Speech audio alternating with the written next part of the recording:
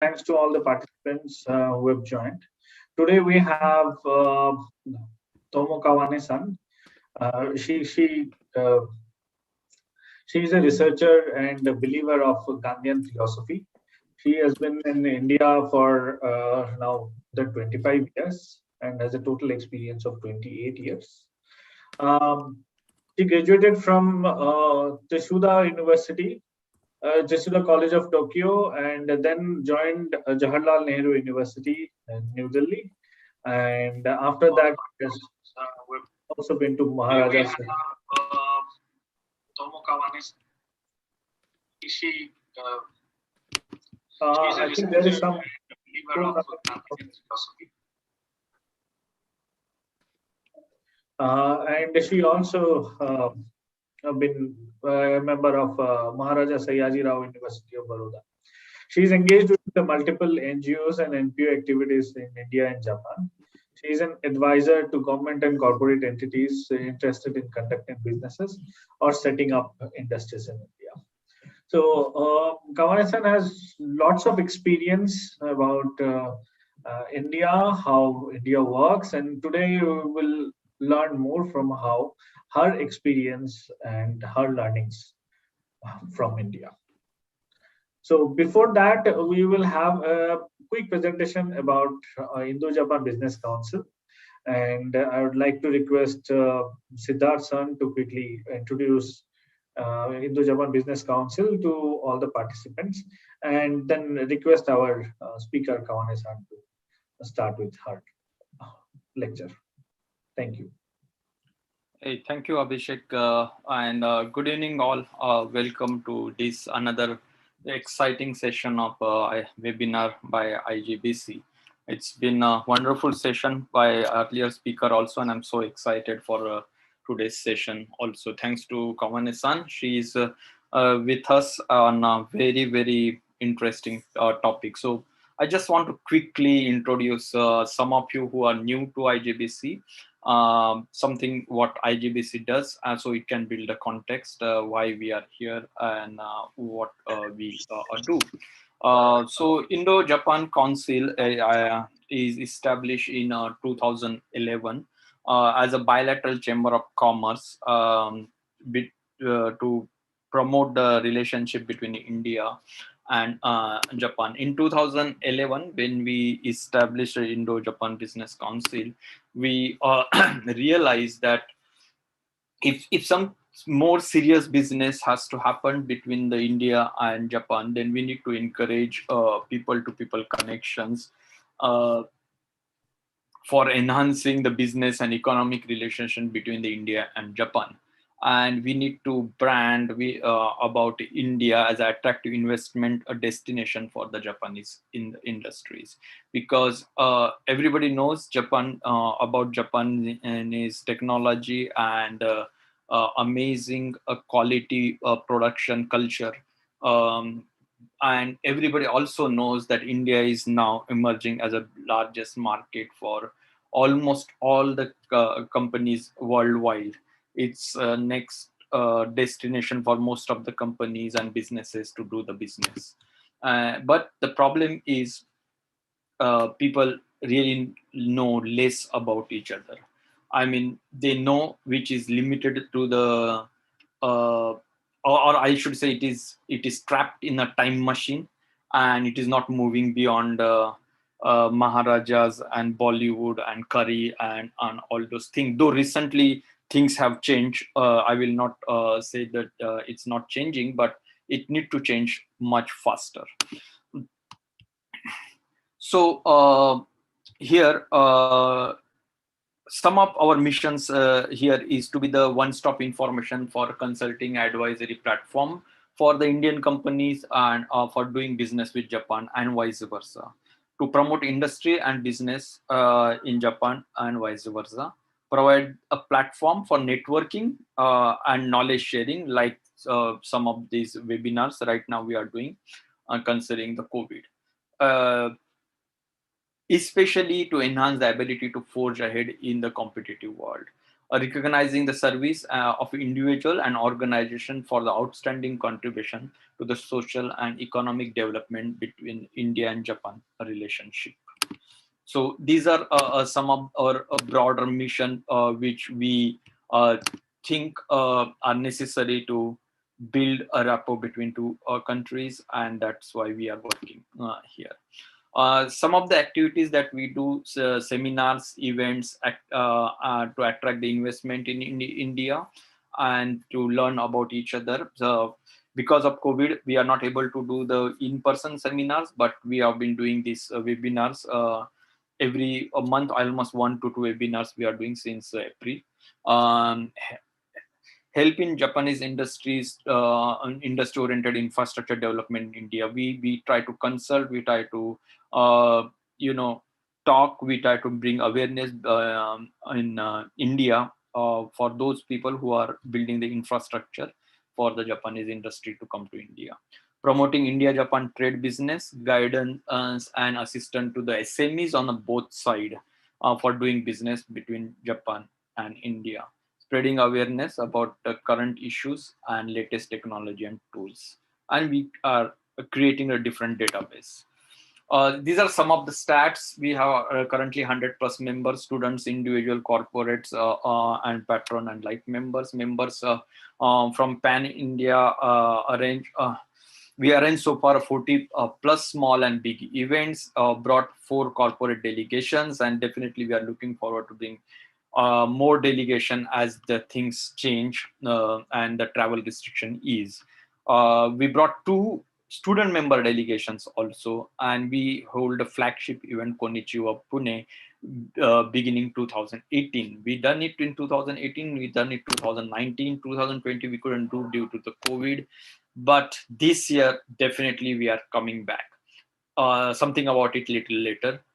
We are recognized by Consulate General of Japan in Mumbai, JETRO, Japan Foundation, Japan National Tourism Organization, Wakayama Prefecture, Yokohama City Government, and many more other agencies, government agencies and private corporations recognizes us. This is a small team, which is an executive team, which currently managing day-to-day affair. With me is Abhishek, Atul Bhujbal, Onkar Bari, and Prashant Kivasara. These are some of the membership benefit. In the interest of a time, I think I will invite you to go to the ijbc.org, and you can go through much more in details there. What are the different benefits of becoming a member of IJBC? IJBC is a completely neutral organization. We aim to help everyone who are member and non-member but are interested in India and Japan relationship. But there are some advantages of membership you can always read. So in a road ahead, we plan to create a directory for bilingual expert in India and Japan, which is already released. We are doing a registration right now for the bilingual expert from India, and it will be available to industry very soon. We do a lot of partnership from academia, industry, and association and government agencies. Delegation focused study tours and experience Japan tours we do. Expert committees and advisor we are planning to establish, and one such expert committee is under review, that is IT expert committee. IGBC chapter and regional offices, this is also under consideration. By the way, IGBC is a pan-India presence. I said the bilingual expert directory is already out there, and we are doing a registration for the bilingual experts right now, and we expected to open it for the industry most probably end of the July. Konnichiwa Pune, which I referred, this year it is coming back on a November 9 from 19 to 21, and it's our biggest flagship event. You can visit Konnichiwa Pune, konnichiwa.ijbc.org. What it is about 3 days festival where we bring in all kinds of people from a business, from industry, from academia, from artists, students, and everybody come together and these 3 days and exchange their knowledge, exchange business opportunities, and cultural activities we do. This year also it's going to happen. It will be full-fledged virtual event for now. If the things really miraculously change, we may consider to go hybrid way. Mostly we do a lot of business seminars here, business fair, cultural education, and we also give opportunity you to taste the different foods from India and Japan. These are our supporters in the past, and the list is growing. So thank you very much. That's it from me. You can always visit www.igbc.org or write us info@igbc.org. Over to Abhishek. Thank you.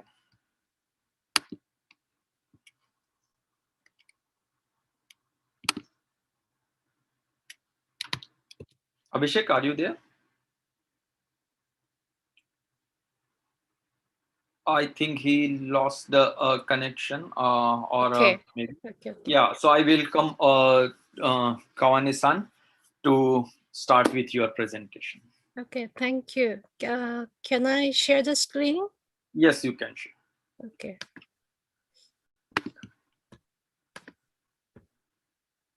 Just a second.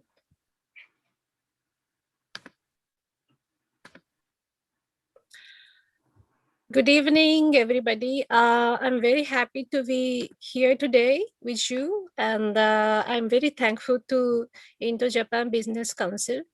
And today my webinar's title is Sewa, Jugaad, and Resilience, what I have learned from India. So without referring books, I refer my experiences, and I'd like to talk about today's theme. So my name is Tomo KAWANE. Tomo means friend. It's given by my father because I was the youngest in the family, and my brothers and sisters are 8 years and 7 years elder to me. So my relationship with Pune actually started with Embassy of India, which actually recommended me to study in Pune University as an ICCR scholar to study in master's course. But I was not very satisfied with their decision. I'm very sorry for that because my professor recommended me to study either in Delhi or Varanasi. So he said to me that if you study in Delhi, then I will write a recommendation letter. Otherwise, I will not. So I sent a separate application to JNU. I secured admission. Then I went to Embassy of India in Tokyo and requested them to change the university. And this is how I came to study in India. So, and also the viva for my MPhil thesis for MS University of Baroda was conducted by Dr. Suhas Parshikar, a noted academician from Pune. And you have already heard about these Konnichiwa Pune events that I had attended, the first one and also the second one. And I have been attending monthly meetings by IGBC. So here, what I speak today. There are 5 points. First, about my background. Second, about my journey. And third, Sewa, which means social work for me. And fourth, my experiments in India. And 5, my discovery of India. First, about my background. My background. I was born in Tokyo in 1970, and I grew up in Tokyo and studied in Tokyo. I studied in BA in International and Cultural Studies, Tsuda College, Tokyo. And my graduation thesis was Gandhi's, I have to put, Gandhi's criticism on industrialized civilization.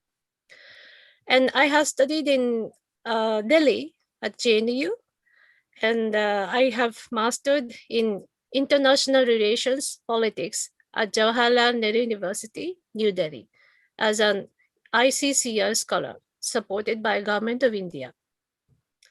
Then after that, I have shifted myself to Gujarat after I married. to an Indian residing in Ahmedabad. He's a life partner.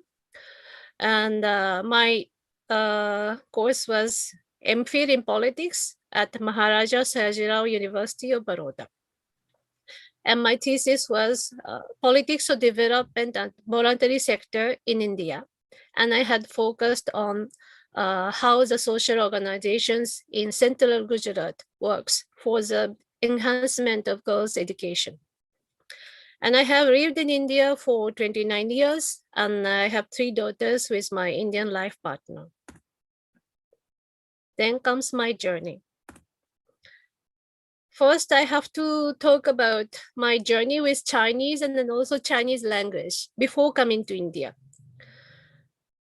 My father left for China when he was just barely 14 years old. And that was to join in the Manchurian Railway, which is which was a lifeline of the community and also country, which was being established in China by Japanese government. And he returned to Japan in 1946 when Japan lost the Second World War. And it was very, very difficult for him to come back alive. I used to hear how Japanese have been encouraged to systematically migrate to make a self-ruled country, so-called self-ruled country called Manchuria. Then he studied and worked over there. And after the Japan lost war, he returned to Japan, and it became very, very difficult because he and also other subordinates over there were deserted by their bosses, and they saw that the leaders and the bosses who used to instruct them at the Manchurian Railway as well as army camps, they flew by helicopters just to come back to Japan. But other people have been left just on the ground and they don't know where to go. So my father and also others were at the mercy of locals, and they somehow survived to come back. Then in this experience of my father, I had learned that war affects people, whether you lose or you win. Then after that, after I entered college, I started learning Chinese, and I also started helping the returnees from China who were left in Japan, who were left in China and could not come back to Japan. So they have adopted Chinese culture, they have married to Chinese people, and they have children over there. So those children also, and also people who were originally from Japan wanted to come back to Japan, but it was very, very difficult for them to reintegrate with Japanese society. So I supported by counseling and also teaching basic education and also Japanese language for them, so that they will be able to live in Japanese society. So I was planning to study in Beijing. What changed the course of my life? In 1989, June, I saw the visual news about Tiananmen massacre in China. And in that year, I was planning to go to Beijing to know about what kind of opportunities are there for me. But I had to cancel that trip. Then I started wondering, what is a way for peaceful conflict resolution? So I started having different thoughts. My journey with India and Indian languages started like that. In that year, I traveled to India, which is a big country in diversity. And international work in Gujarat, which was organized by Friends of All, were planned at that time. And it lasted for about 450 kilometers from Sabarmati Ashram, Ahmedabad to Porbandar, means Kirti Mandir, the birthplace of Mahatma Gandhi. So we walked through towns and villages with local participants and also international workers. And this was actually planned by my husband, Prem Kumar, and who walked around the world for 17,000 kilometers for 4 years. And based on that experience, he wanted to organize this in India for that it is possible for people of different cultures and background to understand each other and also to see the reality of India. And there I met lots of people whose first language was not English. Then I came to be interested in learning Gujarati so that I will be able to speak in local language to communicate with the people whom I met. But there was no such place to learn in Tokyo, so I started learning Hindi. And learning Hindi and other languages, why it is important for me is not having a person to converse with, practicing with myself by using a mirror, real me and mirrored me talking in Hindi. In this manner, I practice how to speak in Hindi. And it was also a good self-reflection mode of learning. And at the same time, it made it easier for me to make notice of my mistakes. So this helped me to converse with ordinary people who could not speak English. There, I came to meet lots of people and visited many villages, many towns, many schools, and we had a series of public gatherings. And what I had learned on the ground level beyond classrooms was very impressive for me. And there are 3 points which I would say that what I had learned. And number one, there are many ways to communicate and many ways to interact with people. That could be via vernacular languages, by eating together their local food, or sharing street food with other people, or praising or like trying on costumes and attires of the local culture, and singing songs and playing musics and dancing together. So there are many ways of communication and interaction. And number two, it is possible to overcome differences among people. As I said in number one, sharing food. This binds people very easily, very quickly, and with happiness. And having common activities in your locality.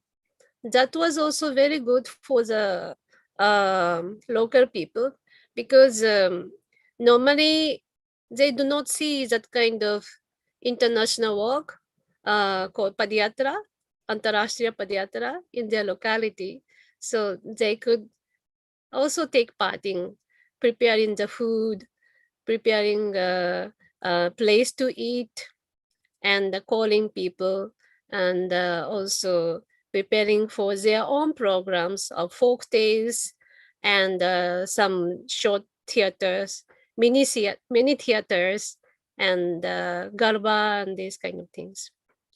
And number three, importance of listening to and also understanding people. True feeling could be expressed better in spoken vernacular languages. This is what I felt, because when you talk with Indian people, if you keep on speaking English, for example, for the person who can speak English as well as in their local language, maybe it is possible to hear a lot more if you speak or if you understand their local language. Here, I'd like to also mention about my experiences at the Indian universities. I have met so many eloquent Indians. It was very, very impressive, because in Japan, at the universities, people are not very forthcoming to give their opinions, or they may not argue much. And also, Indian people are very helpful and quite forthcoming to support. When I went to JNU for the first time, I tell you that for 6 months, I couldn't understand the English at all. which my professors would speak because of their very, strong Indian accents. And also, the speed they speak was too much for me. So I found one girl in the front row. Then I requested her, and I told her very frankly that, look, I don't understand anything what he says. Can I sit next to you? And can I just write down whatever you have been writing? She said, yeah, fine, come. Tomo, come and just sit next to me. And for 6 months, I have been copying her notes and trying to understand whatever he was saying. Then I later on could pick up and manage. Similar kind of experience I had on different occasions, and I have been very grateful for the people who had helped me. And I also closely observed regional differences while living among the students coming from all over India.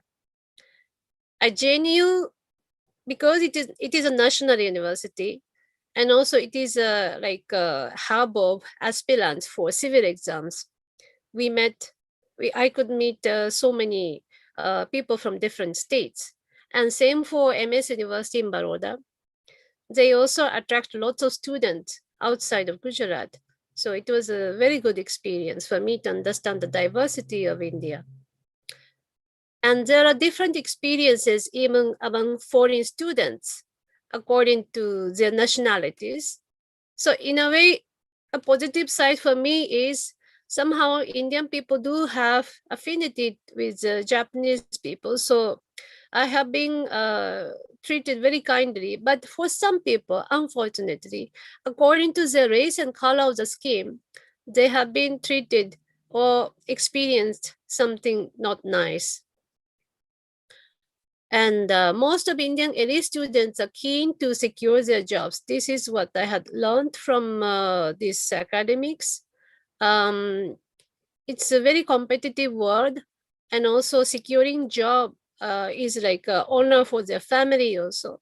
So it's kind of they're taking lots of challenges and also risks even to study in the university. And also I had experienced differences in terms of birth, origin, would define how you relate to others. This I found even among student and student relationships, as well as student and teacher relationships. So as I said before, if you do not understand, it's all right to seek help. And too much competitive environment does not aid care for others sometimes.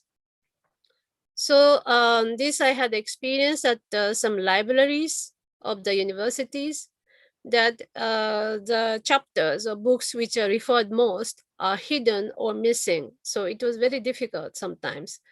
And I had to depend on others to see copies of some books.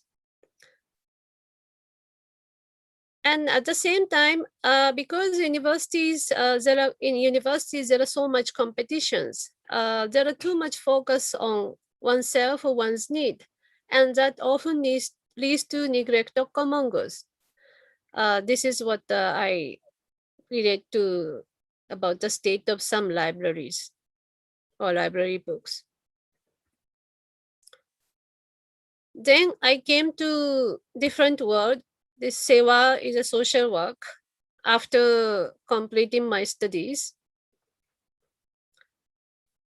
This is a community work at educational institutions. It is like gathering local people as well as students to share some common ideas about how we go about the development.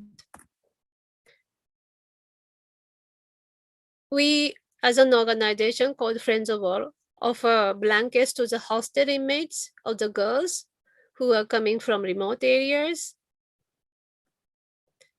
We offer judo training to rural students. And we also do the beautification and cleanliness for rural schools. And this is a school after school hall, community hall after being painted. We offer educational materials on our way to visit different villages. We organize small village Padayatra every year. Because of COVID, we could not organize for 2020 as well as 2021. And I hope we can organize it later on in coming years. So this is a judo mat they have got from us. And also we often have cultural program with the villagers. And all these programs we have been doing for last nearly 30 years. And the sign of change in people's life I saw in India is they started improving cleanliness and hygiene sense and in everyday community life. And more people have the means of transportation. And they started securing access to education and medical care by improving public infrastructure and also spread a basic education in both urban and rural areas. And something which I would say that drastically changed the rural scene was effective use of digital literacy among young generation, which led to better opportunities in terms of education and employment. So in these villages, now you will hear that there are engineers and the student of computer science who became lecturers at some college, universities, who will be traveling abroad for more work or supporting family. That kind of new generation is certainly coming from these villages. So after the pandemic started in 2020 and 21, we had started supporting different projects. And we offered educational materials to the students by ambulance. That happened last year, especially to the girl students. And also to the young children who cannot walk to receive such kind of support. And also at the same time, we offered lots of relief materials to the widowed women.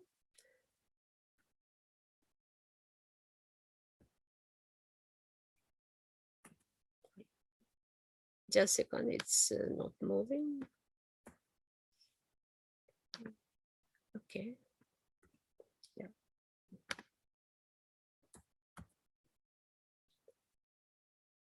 Just a second. I just go back. It just hang.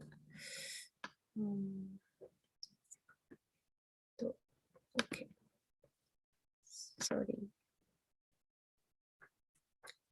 So in this way, we have been offering blankets and sanitary kits to different villages. So here comes lots of people, but we try to keep them separately. But these are very, difficult time. And it's actually, now you can see that it's very difficult to say that how we try to tell them that, okay, you wear mask or you take care of others to keep distance from others and also yourself. In some certain circumstances, it's just difficult. So we had to also teach them how to keep themselves fit and fine. And here is a different kind of visits, home visits, and also offering materials. Tomo-san, I think your this is not viewable. This Please is not share. viewable? No. Oh, please okay. share. Yeah. How come? 1 second. Just a second. Just a second. Okay.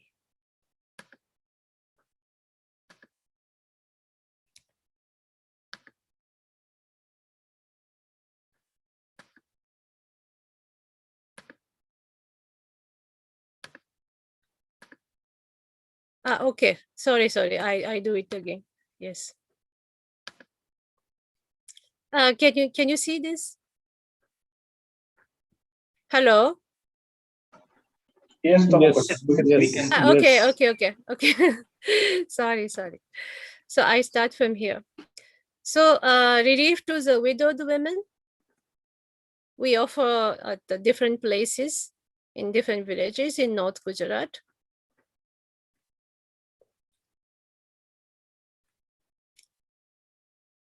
And this is at the public school in high school. And this is a home visit. And this is a visit to the home of a widowed women. And we also support the daily wagers who lost their livelihood due to the pandemic, who had a reduced daily wage, or who do not have work, who are landless, or whose social status is quite low. We select those people and offer necessities for them. So all these voluntary actions were possible with the active participation of local volunteers, teachers at local schools, Anganwadi workers, and other well-wishers who offered their valuable time. So पैसे है तो अच्छा है, लेकिन सब कुछ पैसे से नहीं चलते हैं. This is what I had learned. Money है, if you have money, it's good, but not everything is working thanks to money. Then comes, I'd like to talk about my experiment in India.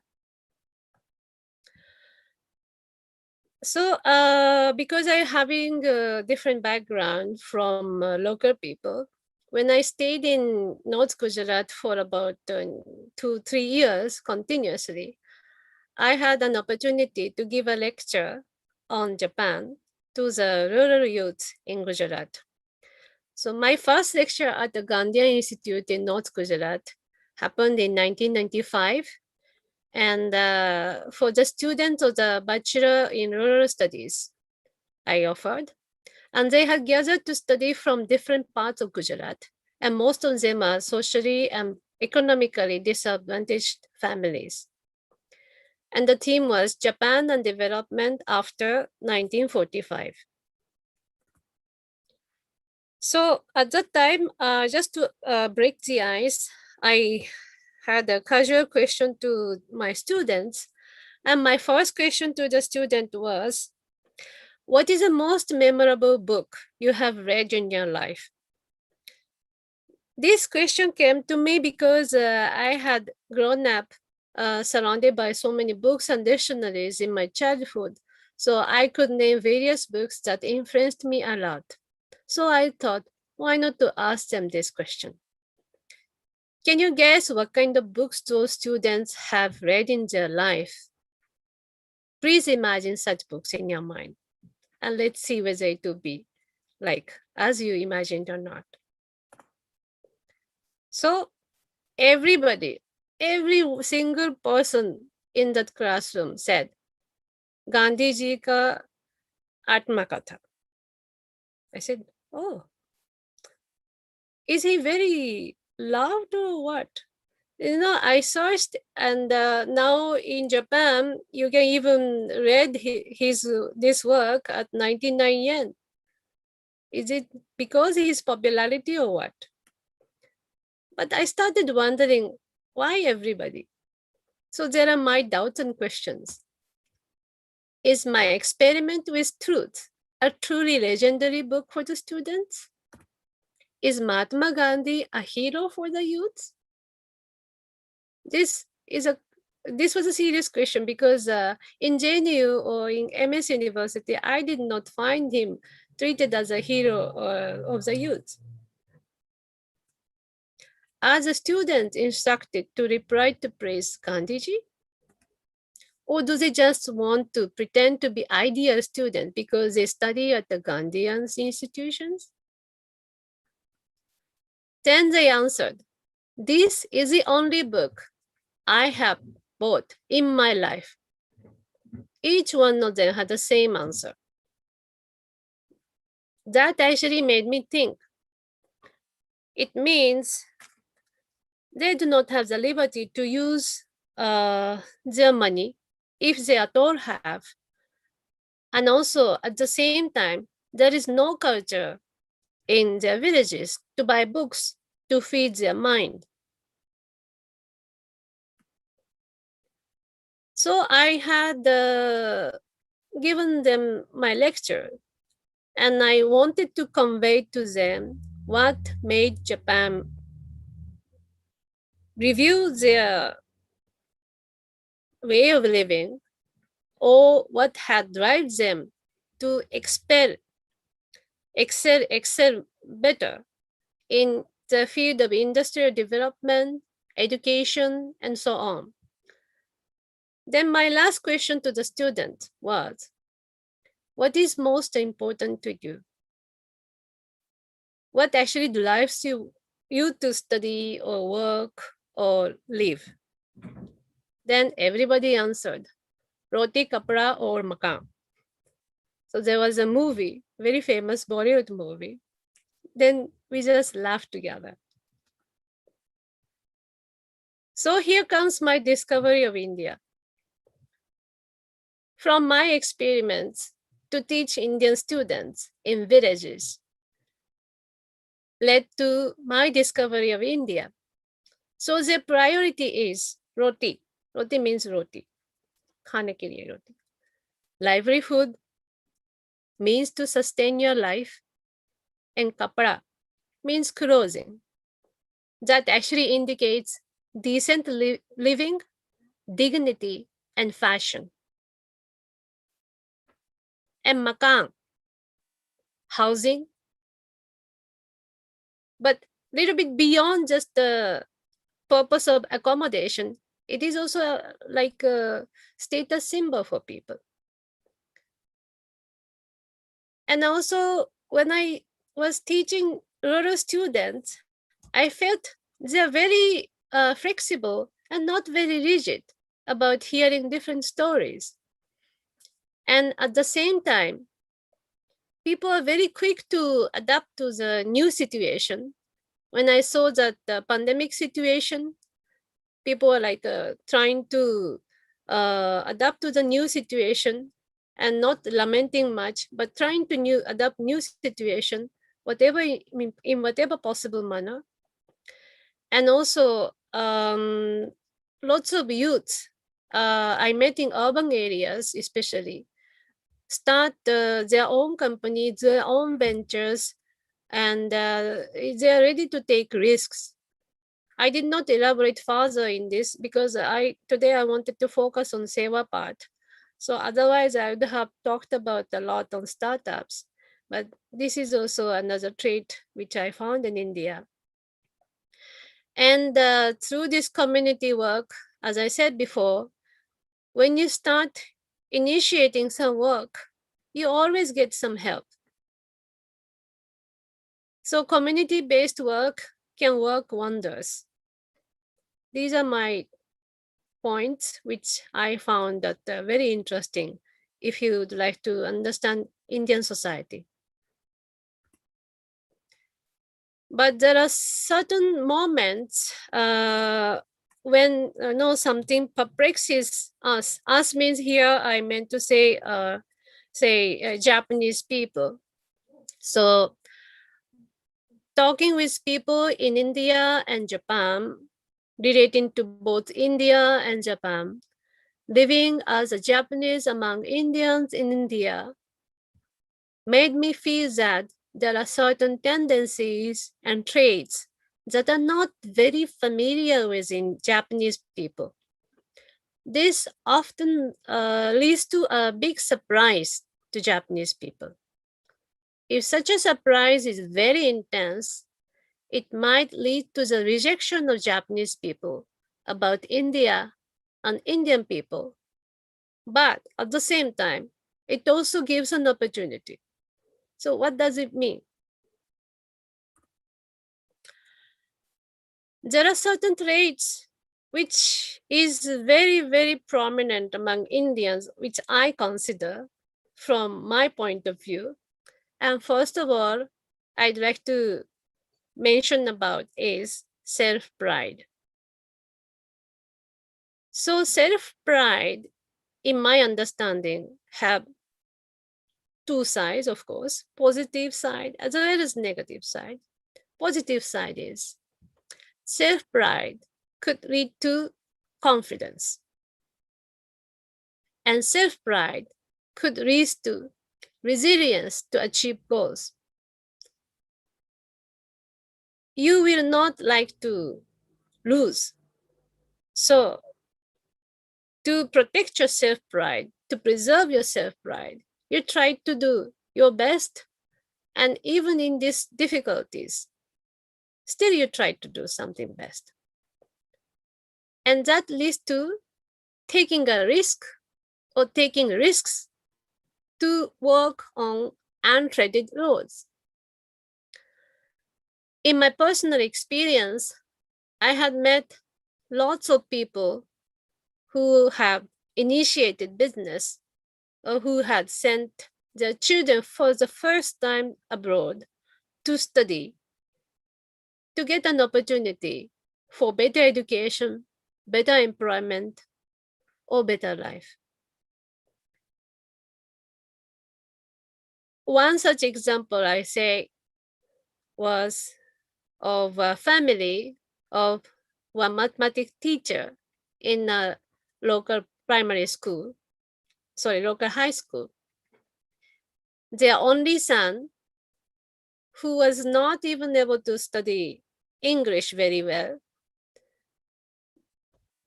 managed to go to US, managed to secure a job at Microsoft, and managed to live in United States. So that kind of aspiration, how it comes, I think this is coming from self-pride. And also at the same time, I hope same kind of self-pride could be able to lead people to achieve their dreams in India so that India can also have the benefits of such talented people to study, work, and also live a good life. So if it is a negative, if the self-pride turns to negative, I think it happens to be negative when it is too much self-pride. So there are moments when I find the people not listening to others, people not able to digest different opinions, or people sometimes take such an attitude to override consensus among different groups of people and ideas. Then comes flexibility. I find people in India are very flexible, which has a very positive side. And I find that compared to us, Indian people have several options at the time of difficulties. So some people said Indians are ready for disasters at any moment.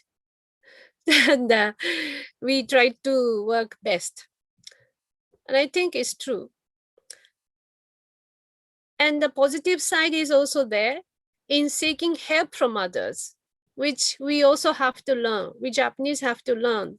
We often do not tell people that these are our problems. This is a difficulty I have.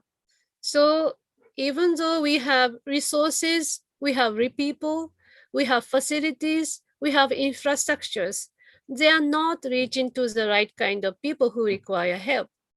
But in India, there are people who seek help from others, and the kind of response so such people would get from well-wishers is simply amazing and overwhelming. And this I had been experiencing in Gujarat, especially at the time of the earthquake relief of 2001 Gujarat earthquake, and also subsequent incidences of flood relief, and also many requirements for drought relief and all, educational support. So, and even COVID relief, these are amazing examples. And if this flexibility, if it is perceived by Japanese people, something very negative, it could be highly unpredictable. Sometimes it is too flexible. You don't know what's coming next, what kind of suggestion would come next. And if it is too flexible, it scares those who are used to stick to the declared schedule. Yeah, otherwise the planned or shared schedule. And it often appears erratic and arbitrary.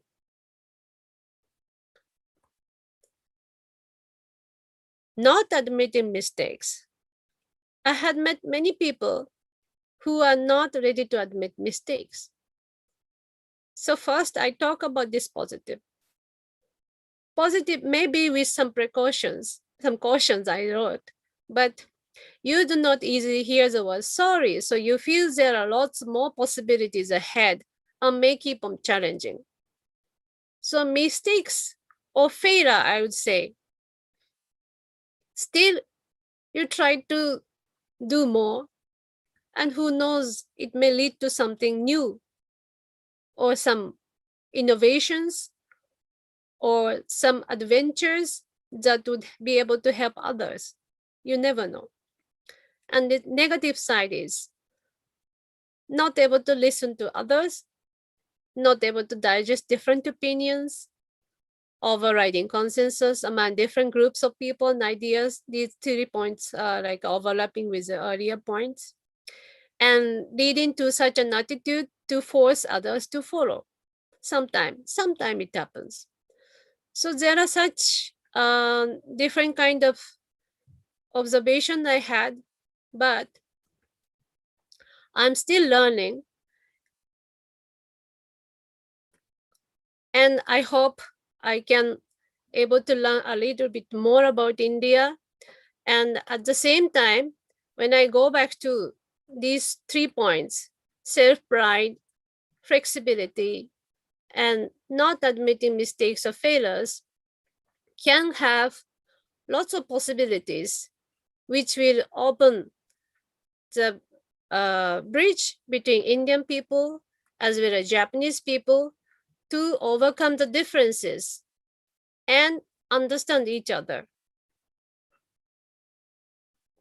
Thank you so much.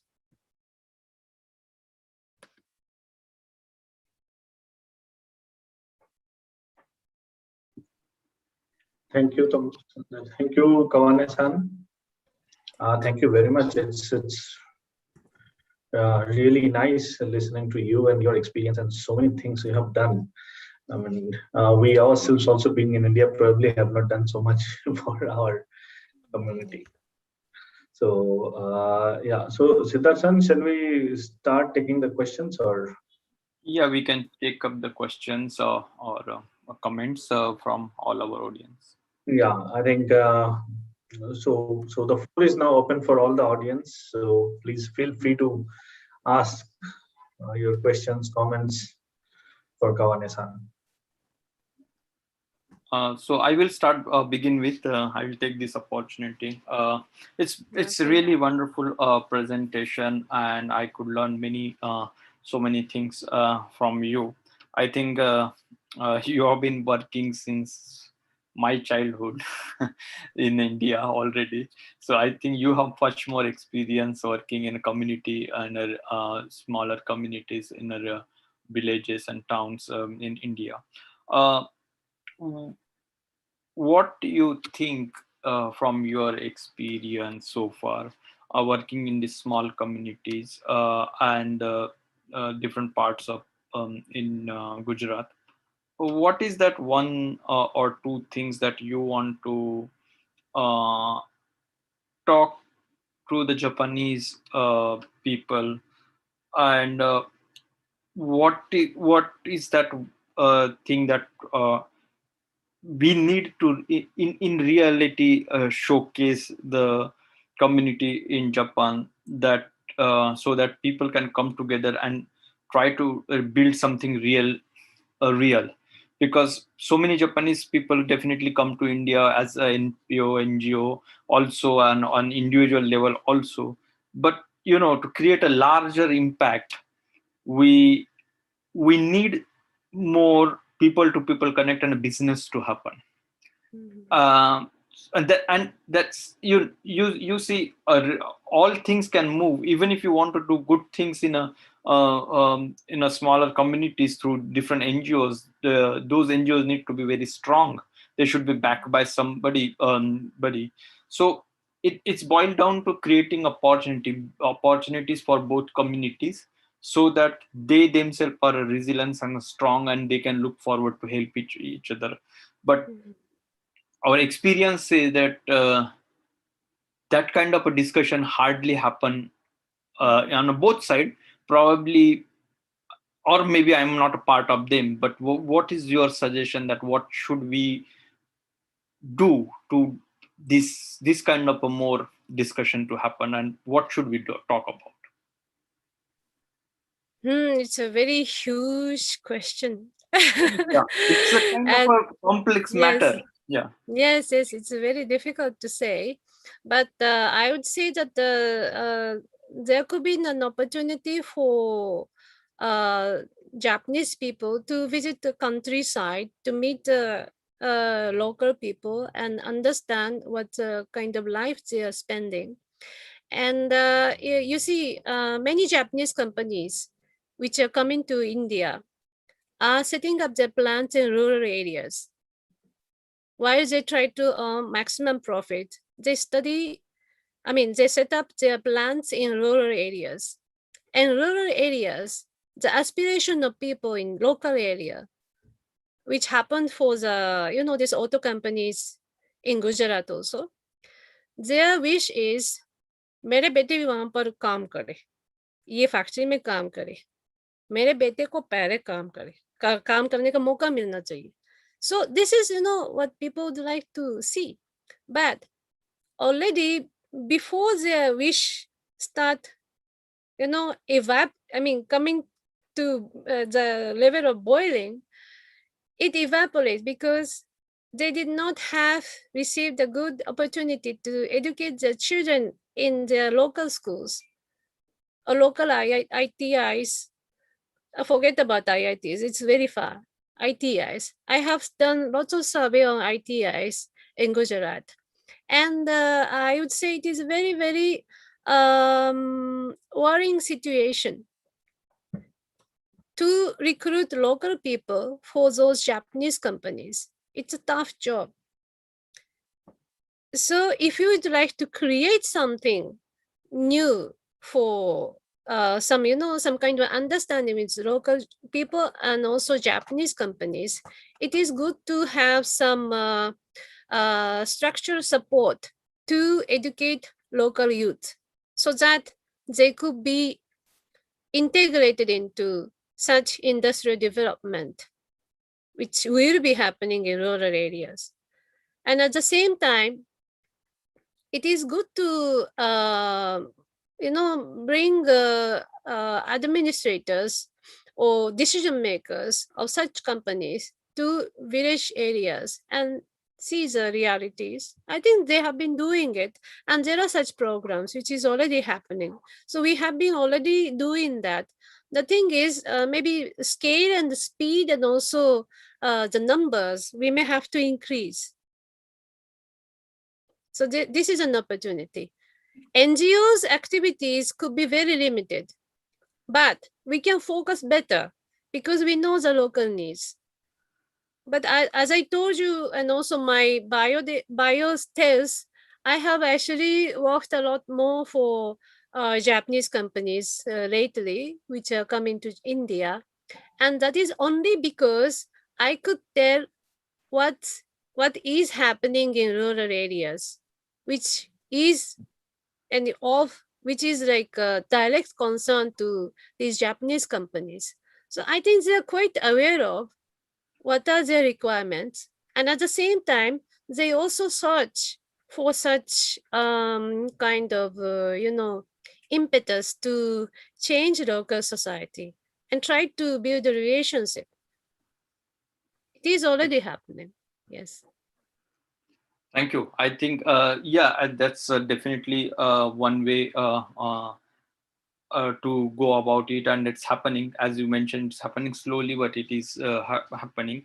The one, if I have an opportunity to one more follow-up question, the opposite way, we are saying there is a lot of aging society in Japan. Is a lot of critical issues about the skilled works. Earlier, they were talking about only about medical care and software industry, but we are seeing not only that, but all the industries are facing a problem of engineers and technicians and laborers and everything. But when I after many years, so after many years, thanks to COVID, I got opportunity to stay in Japan now almost 7 month continuously after 2000, when I was staying in Japan. Actually, things have changed a lot. I can see that a lot many things have changed. But uh, according to you, how much Japanese society is ready for accepting the massive amount of immigrant? It's not government promoting or easing the visa, but if you're in your neighborhood, you suddenly find there are many foreigners than locals. How much you are ready for that, and how much entire society is preparing for it? Because at one end you think the migrant will solve the problem, but on the other hand, are you ready for a migrant? Because migrant will remain migrant for a they will remain guest worker for some years, but later on they will start asking their rights in a society. Yes, I think there are different kind of migrants, and what you had mentioned, certainly Japanese people may not be very ready, I would say, to receive, but there are requirements and there are ways to make people understand. And for that, I think in Japanese administrations, especially at the local level, they need to hire more people who could be able to communicate in different languages. At the time of the initial stage of COVID pandemic last year, I had to translate the Japanese version of this 1 lakh yen support to the residents. That document was in Japanese and some other languages, 6-7 languages, but it was unfortunately not including Hindi. So I had to translate it into Hindi at the request of one municipality in Hokkaido. They had huge community of Indians who would require to get money from the government, more than 200. And most of them are not highly educated and not able to converse even with in English, forget about Japanese. So that kind of community. So for them, we translated into Hindi and it was used. Similar kind of efforts will be required at different levels, different local levels.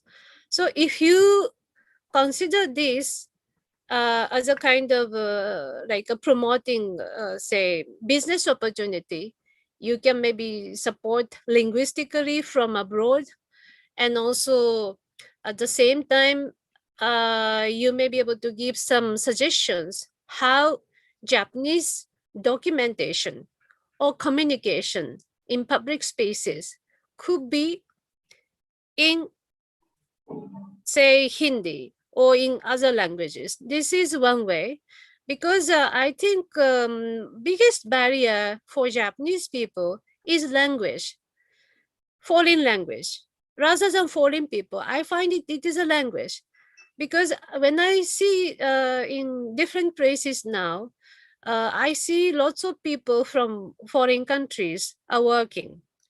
But people are not objecting to that. People get scared when they are not able to speak in Japanese or when they are not able to communicate properly in writing in Japanese. Then if you get a request from some foreign residents in English or in which some other language, it is like difficult for them to handle immediately. So that delays the procedure. And I think that is one part we can address. Thank you. Thanks for your answer. I agree with you. It's a lot of work in progress, and I hope IGBC will play part in its own capacity. Yeah. Other questions, please.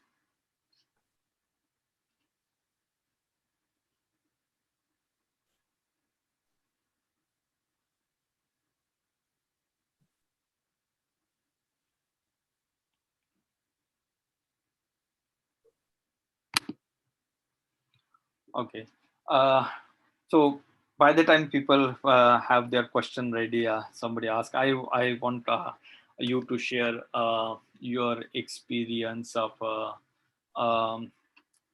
when I think you were the part of a team where you consulted Suzuki to establish their farm, as well as you were that is a corporate experience. Another experience, I think you were also helping when Gujarat struck with a earthquake. I believe that also sometime it come in our conversation. So how do you manage this corporate and the working with a local community? What is the difference when you work with a Japanese in India and when you work Indians in India? How do you balance that communication in between them? Balance. Or rather is how do you manage it? For me, it's all in sync in a way like your organization have, like you want to build a bridge between India and Japan. I do approach all different projects with the same spirit. And my purpose is basically to connect two countries. And also, if there are any gaps, then I will try to give suggestions how to fill the gap. So in this manner, I could work for the corporates as well as I could work for NGOs. And NGO experience and the resilience, I would mention a little bit more here. I think Indian society has lots of capacity to grow and develop more because people are coming forward to support and help others. And even at the time of COVID, those who are working in corporates, I find many of them, when they are not attending their offices, they were doing social work, like offering food to the people who are going hungry and also on the way to going back to their village. And I know some accountants, chartered accountants offering food along with the volunteers and NGO workers in the Mumbai street. So it happens. It happens in such a synergy, and there is no separation from such work and also corporate work. This is how I feel. And also, even before the talk of CSR started happening, like in vogue, like now, there are many businessmen in Japan, businesswomen also, who are trying to support their staff, their workers in their working areas, who offer tricycles, sewing machines, or educational materials to the local children of the school, only because the school is just standing next to their office or maybe their factories. I have seen many such examples. So there are actually not a clear line whether it is a corporate world or NGO world. And I think it just both exist in the society in such a manner that we have to find some ways to help each other and try to see the requirement and needs. Because if you have so much acute poverty, and if you're trying to make profit out of your business in that particular locality, you are supposed to consider what is happening in their mind also. you have to look after that part. And this is also warning from me to those companies who are coming to India. Please study first how local people think about you. This is very important. I'm not talking about any particular company. I will not name it. I don't have to name it at all, because it applies to each and every company who which is trying to come into India, to consider the local requirement, local needs, local infrastructure. Because when you get sick, it is a local infrastructure which supports you to be able to get the medical support. Like, I think this pandemic taught a lot to us, as well as to Indian people. Because without looking at the improvement of infrastructures, if you jump on the, this kind of, say, like a wave to come to India, start business, make profit, la la la la la. Then, once your employees get sick or you yourself get sick, you have to look after them. And for that, you have to drive your vehicle on the Indian road, seek support from the hospitals standing in India, seek help from Indian nurses, Indian doctors.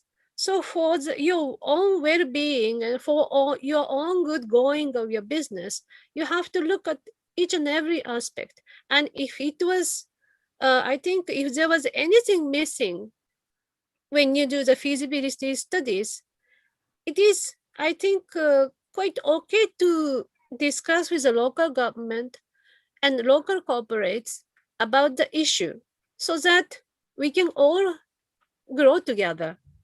Without, I think, betterment of local community, it is very difficult to sustain a certain degree of growth, even for the Japanese companies. This is what I felt. Right. Do you see any trust deficit or confidence deficit post pandemic Among both side of community? And how do you think? Yeah. Both side of communities. Both side means this NGO and corporates, or Indian and Japanese? India and Japan. Yeah. For example, what do you think our Japanese will be equally confident coming to India? And what should we do to build that? Do you think that is going to happen? Is deficiency of a trust or the confidence because of COVID and lot many things that we are exposed to now?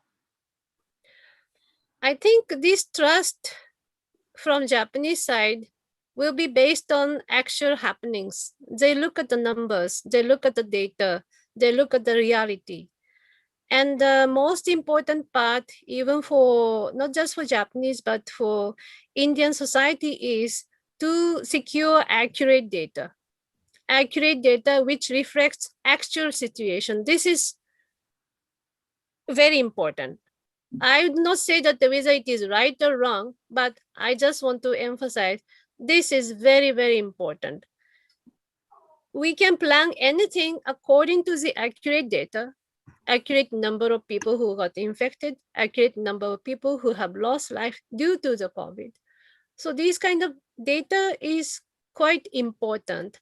And if there are experts who have been warning about this kind of, first wave, second wave, now we talk about even the third wave in this year. So we have to seriously look at this situation.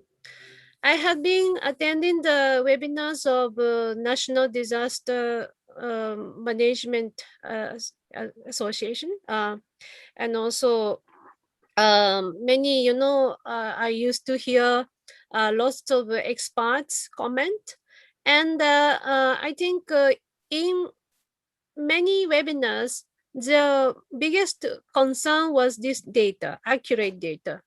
So once we have the accurate data and actual situation, I think it is possible to plan. And I think Japanese people do have hope for India, and they have not given up yet. But unfortunately, India is not the only country for Japanese company to look at. So they will compare with the countries like Vietnam, countries like Thailand, or countries like Taiwan, and wonder which is better for us, which would be having better infrastructure, health infrastructure for the like expats, and these kind of points will be considered. So if infrastructures or medical facilities are concerned, it is a little bit beyond the one who is trying to come.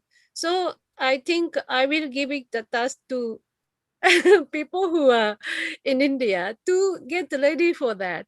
And I haven't given up yet because in the past we had so many disasters, and somehow we recovered.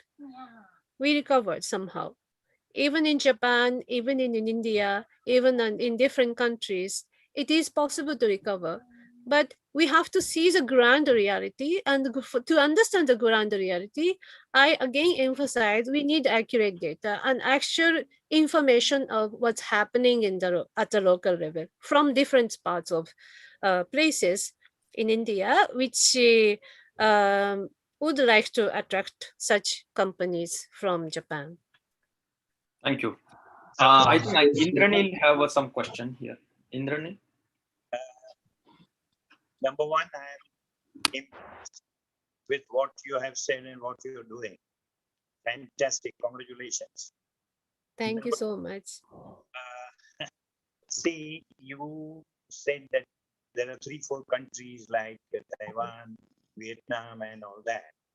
Suppose if we ask you, I'm not hearing you. You are muted. Yeah.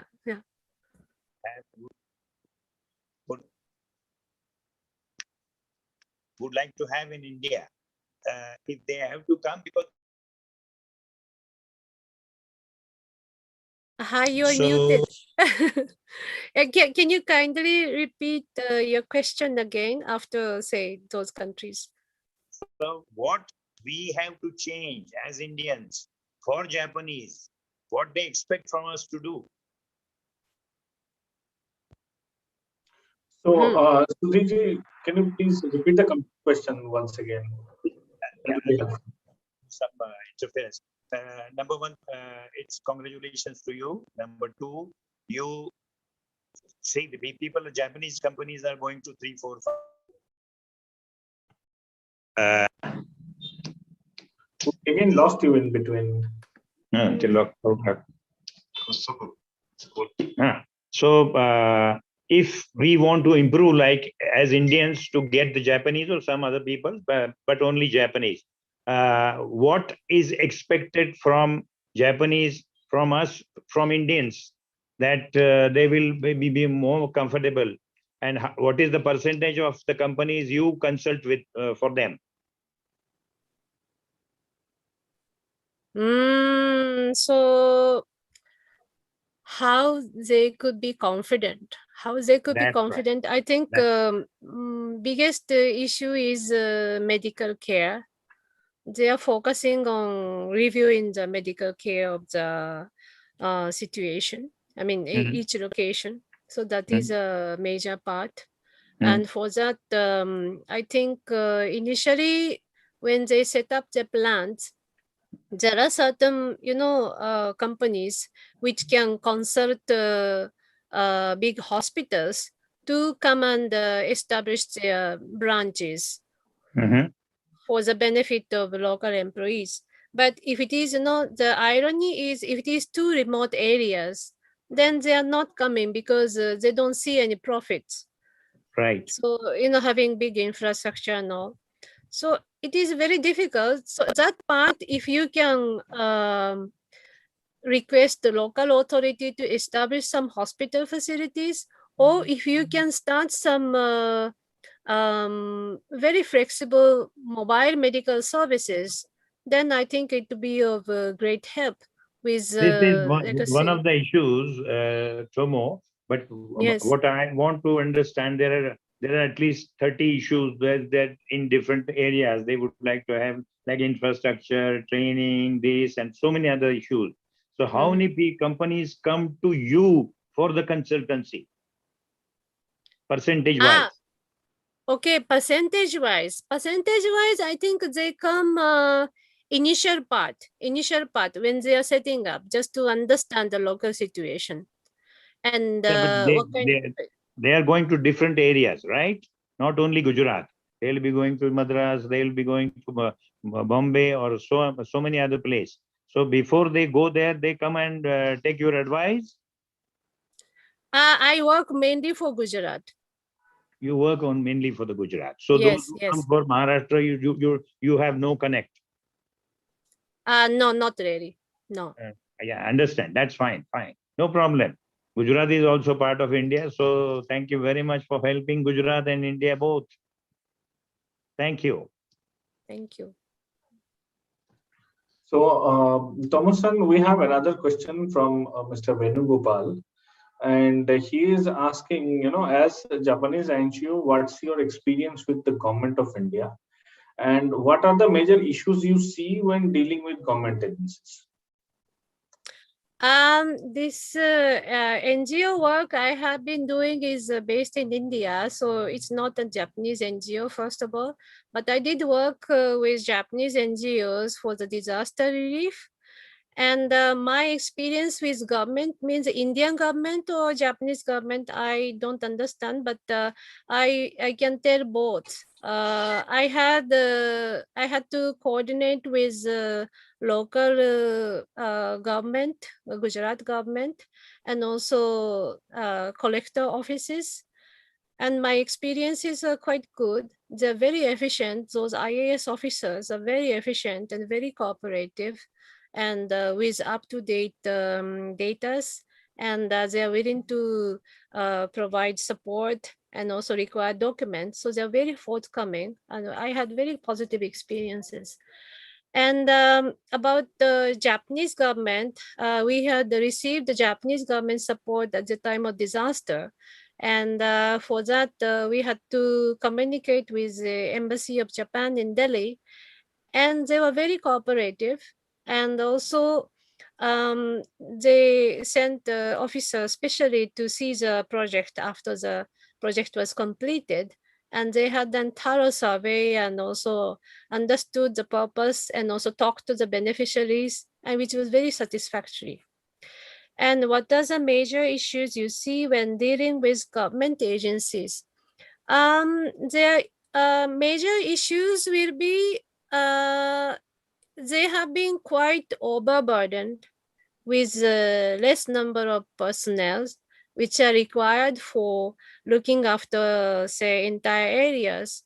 So sometimes when you want to see the person in charge, you may not find the person in at the seat because the person may be traveling or like visiting or meeting with some other people.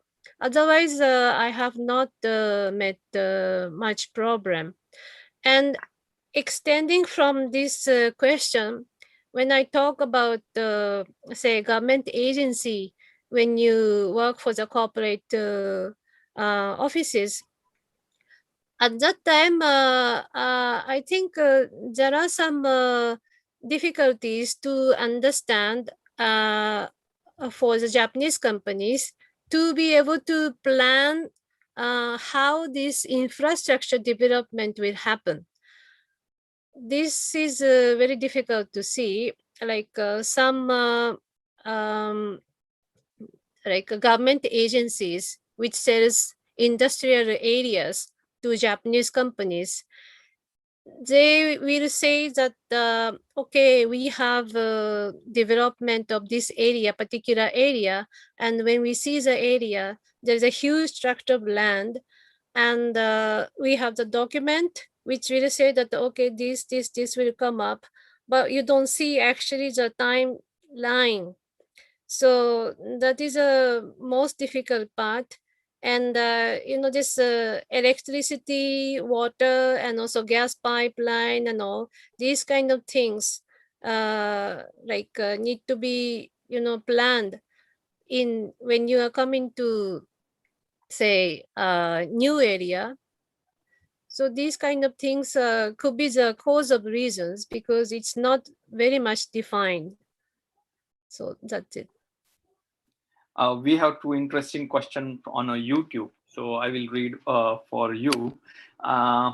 So we have a question from Mr. Ankit Pahawa. Have you ever felt dejected and wanted to go back to Japan?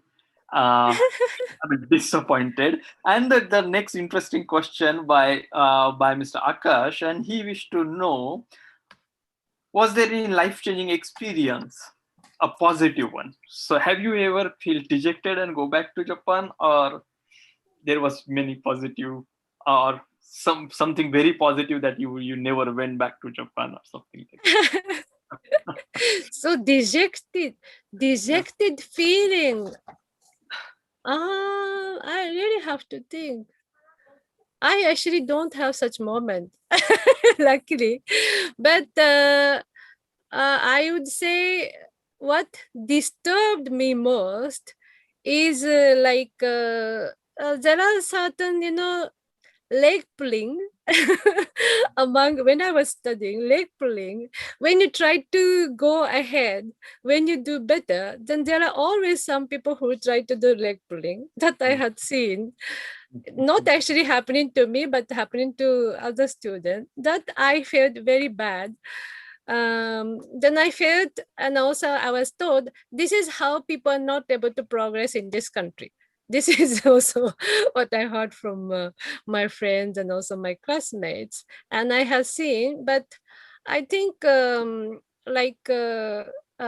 had tried to understand in my way. It is still possible for such people to come back. Because I find that Indian people easily don't give up. They don't give up. In many occasions, I felt that okay, this family is we're suffering so much. But if there is only even only one single person in that family who tries to, do better and keep on doing something, whether जैसे कोई दुनिया बोले कि तू पागल हो गए कि क्या कर रहे हो कि क्या समझती नहीं हो ये करके क्या फायदा, still some people doing it, and at the end of some struggles, there are some chances who could get their dream come true. So this is a positive thing. And so positive experience. What is a positive? I have number of positive experiences. I'm very fortunate that I have been most of the time helped by people around me. And the first of all, I shared one of the photo. I wanted to show you this. This is my professor. Just a second. So, no. Just.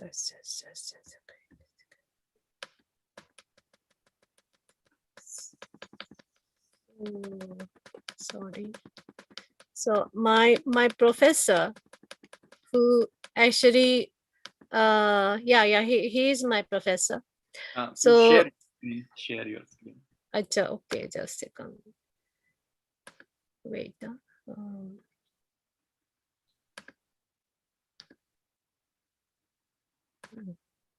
Can you see? Yeah. Yeah. So this is my professor, and he used to make lunch for me when I had to come to Baroda for my dissertation. And he used to guide me at his home. And both of them, she's Dr. Chaya Patel. She used to be the head of the Department of Social Work. So, but I studied under this Dr. Priyavadam Patel, who was the head of the political science department. So he used to cook and she used to make chapati and all. So at that time, I really feel that I have been literally nursed mentally and also intellectually and also physically, and that was, I think, the best moment. And whatever I could do in my life, I cannot forget that whosoever had supported my being, and also my life in India, especially my family, my friends, and I'm very thankful to them. And also, um, even though I was not able to study in Pune University, somehow I could, resume this Pune connection in this manner. So that is also a kind of, benefit I had. Yes. Abhishek, do we have time? We are close to 5:30. I think if we don't have more questions, probably it's time to say thank you. And, yeah. So any last questions? Mr. Nimale is saying really amazing and admiring your work, Kawane-san. Hats off. Many thanks. Yeah, Ankit, do you still want to ask? Yeah, I have just one question. Can I ask a quick question? Please. Yes. Okay, thank you for this wonderful session. So my question is that, like India, there are so many political unrest in India these days going on. Like currently we have the ongoing farmers protest. So how do the Japanese companies who are planning to expand into the Indian market, how do they see it? How do they think it's a major issue or it's a minor issue? So please. My feeling with about these issues could be different, but most of the companies are seeing it as temporary, issues.